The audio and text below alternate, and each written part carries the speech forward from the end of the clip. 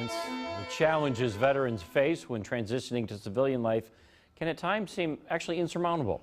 Some of our nation's troops don't even realize something is wrong, that is, until it's fixed. In tonight's Heroes Come Home, we continue to look at what Wisconsin veterans face after deployment.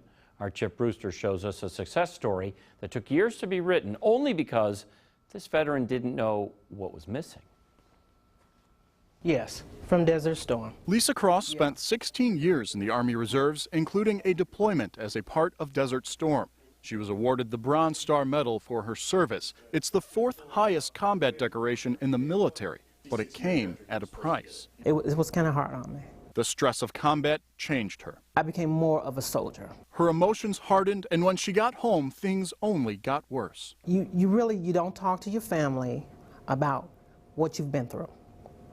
They would never be able to relate, but you can speak to other soldiers. Lisa ended up in the hospital multiple times, physically and mentally ill. Even after treatment, she says over the next decade, things just didn't feel right. Then she found the Center for Veterans Issues in Milwaukee. CVI got me out of the house. Lisa began volunteering at CVI's headquarters as the bingo coordinator. She quickly learned there was more going on than just games. It was good to learn and know that there was something out there for veterans. She had inadvertently become part of the largest nonprofit veterans support organization in Wisconsin. Had she known it existed all those years ago, her life may have turned out differently. I wouldn't have had to struggle and fight so hard on my own. People that have lived through common experiences like military service and deployments, you know, it's a power in numbers. Ozzie Broadhead is in charge of CVI's Veteran Resource Center and an Iraq war vet himself.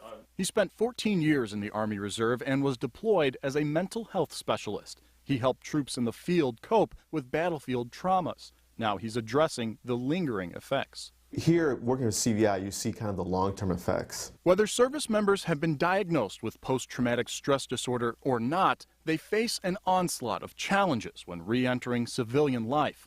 For many of them, CVI is a helping hand. The center offers guidance through the government benefits process, job training, temporary housing. He was literally living in a tent.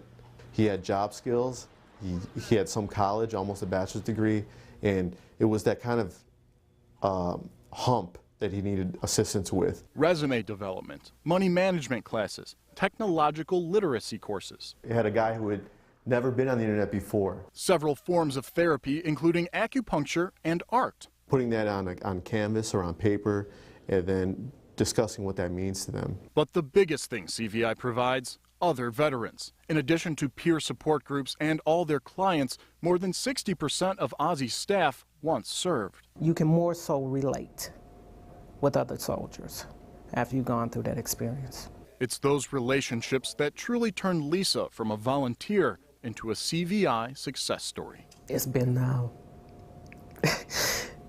wonderful experience.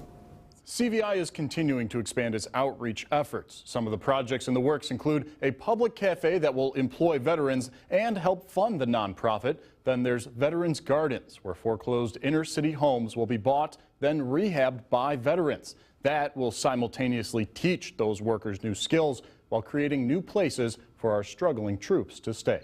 You can be sure Heroes Come Home will be there for both. For Heroes Come Home and Fox 6 News, I'm Chip Brewster. Chip, thank you. Santa can put us